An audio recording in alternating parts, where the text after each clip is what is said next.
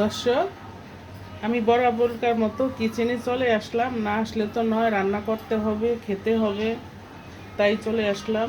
এখানে নিয়েছি আমি গুলশা মাছ। মাছগুলো কেটে ধুয়ে পরিষ্কার করে হলুদ লবণ মেখে রেখেছি। এখানে নিচ্ছি ঝিঙ্গা। গুলশা মাছ দিয়ে আমি ঝিঙ্গা দিয়ে চচ্চড়ি করব, করলা ভাজি করব চিংড়ি মাছ দিয়ে। তাই চিংড়ি মাছও কেটে ধুয়ে পরিষ্কার করে নিয়েছি। এখানে হলুদ লবণ তো মরিচের গুঁড়া, হলুদের গুঁড়া এগুলা রেডি করে রেখেছি। হ্যালো এভরিওয়ান, আসসালামু আলাইকুম। কেমন আছেন আপনারা? আশা করি ভালো আছেন। তাহলে আমার রেসিপিটি উপভোগ করুন। আমি চুলায় কড়াই বসিয়ে দিয়েছি, চুলার জালটা অন করে দিচ্ছি। করলা ভাজি করে নিব আমি। প্যানের ভিতরে দিচ্ছি তেল, পরিমাণ মতো তেল দিয়েছি। এখন আমি করলাগুলো দিয়ে দিব।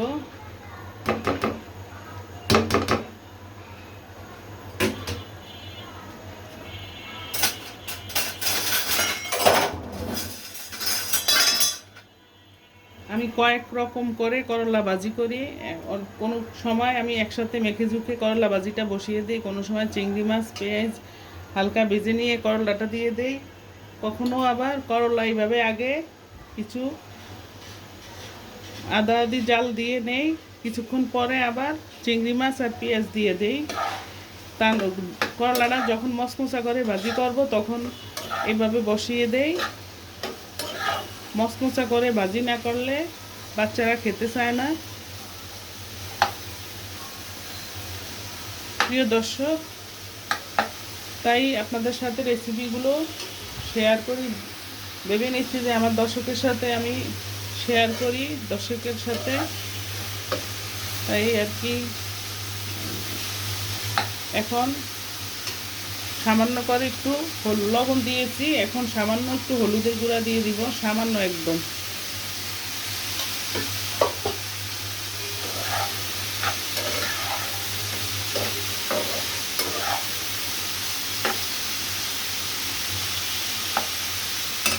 আমার চ্যানেলটার সাথে থাকবেন, দেখতে থাকবেন, ফুল ভিডিওটা দেখবেন, সাবস্ক্রাইব করবেন, লাইক করবেন, শেয়ার করে দিবেন প্লিজ। আপনাদের কাছে অনুরোধ, আমার প্রিয় দর্শকেরা, আমার কলিজার দর্শকেরা, আপনাদের জন্য আমার অসংখ্য অসংখ্য ভালোবাসা এবং দোয়া থাকলো। সবসময় দোয়া করি সবার জন্য, আল্লাহ সবাইকে ভালো রাখুক, সুন্দর রাখুক।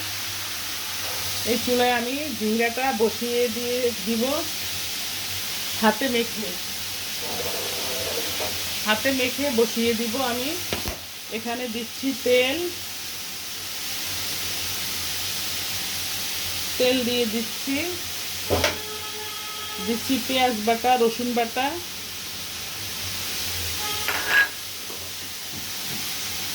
হলুদের গুঁড়া দিচ্ছি, অল্প করে হলুদের গুঁড়া দিচ্ছি, মরিচের গুঁড়া দিচ্ছি,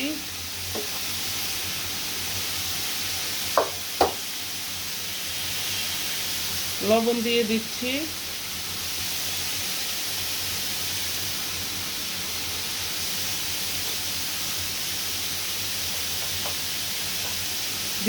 দিচ্ছি কিছু কাঁচা পেঁয়াজ, আমি বাটা পেঁয়াজও দিচ্ছি, কাঁচা পেঁয়াজও দিচ্ছি।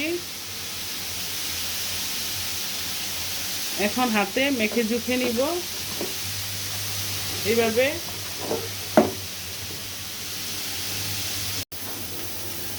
এই পর্যায়ে এসে আমি চিংড়ি মাছ দিয়ে দিব, করলার সাথে দিচ্ছি চিংড়ি মাছ।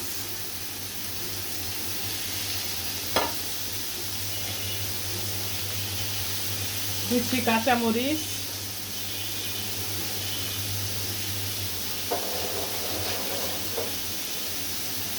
এখন নেড়ে চেড়ে দিব। আমি পেঁয়াজটা একটু পরে দিব, আর একটু ভেজে নিয়ে তারপর পেঁয়াজটা দিয়ে দিব।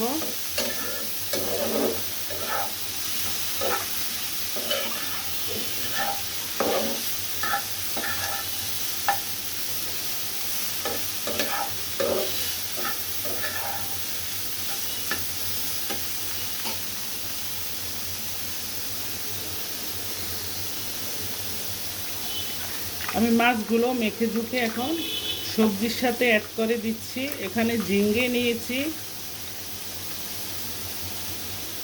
এই যে আমার এই ঝিঙ্গা তরকারি সবজি দিয়ে আমি এখন গোলসে মাছটা, এটা হচ্ছে গুলশা মাছ, ট্যাংরা মাছ, অনেকে অনেক নামে বলে, এভাবে দিয়ে মেখে ঝুঁকে আমি চুলার জালটা অন করে দিব।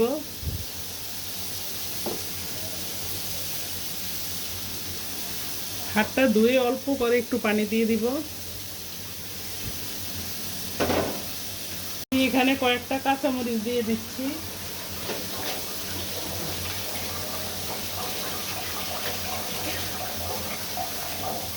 আর একটু পানি দিয়ে দেই।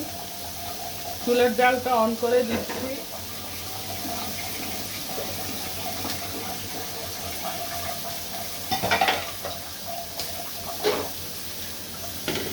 ঢাকনা দিয়ে ঢেকে দিয়েছি। এখন চুলার জালটা অন করে মিডিয়াম আঁচে দিয়েছি। এই চুলায় আমার করলা ভাজিটা প্রায় হয়ে আসছে।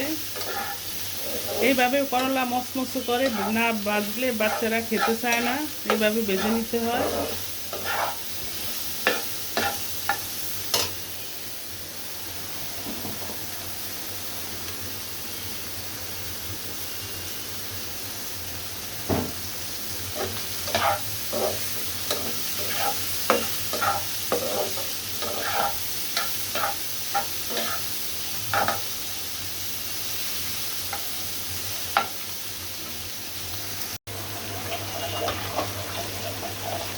প্রিয় দর্শক, আমি এই পর্যায়ে এসে পেস্ট দিয়ে দিচ্ছি।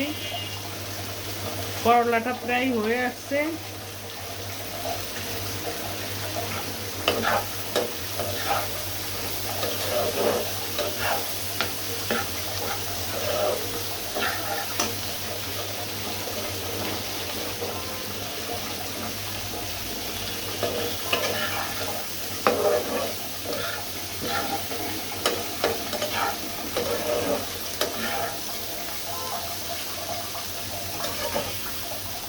এই চিংড়ি মাছটা দিয়ে ভাজি, তারপরে সবজি রান্না, সব কিছুর সাথে দিয়ে রান্না করলে এই চিংড়ি মাছটা, এটা হচ্ছে কাঁঠালি চিংড়ি, এটা দিয়ে সবজি রান্না, করলা ভাজি, যে কোনো ভাজি টাজি করলে খেতে অনেক ভালো লাগে, অনেক সুস্বাদু।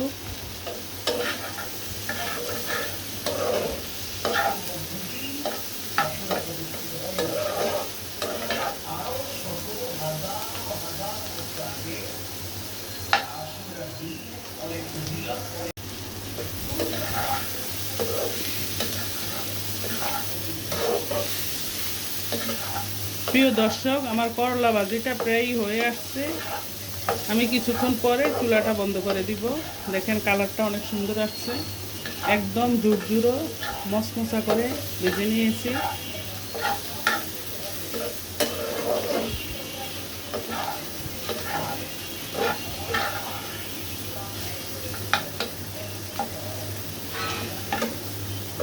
চুলার জালটা আমি বন্ধ করে দিচ্ছি। আমার করলা ভাজিটা সম্পূর্ণ ভাজা হয়ে গিয়েছে।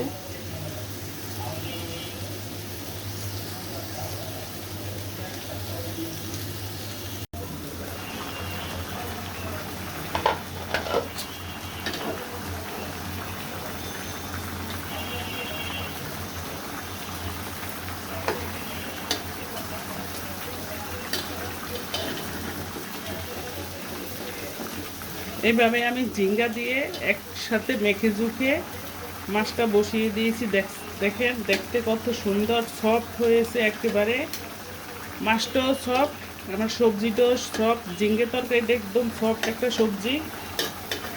এই সবজিটা দিয়ে এই মাছ, পাঙ্গাস মাছ, তারপর এই ধরনের নরম যে কোনো মাছ খেতে অনেক ভালো লাগে। খেয়ে দেখবেন এইভাবে রান্না করে।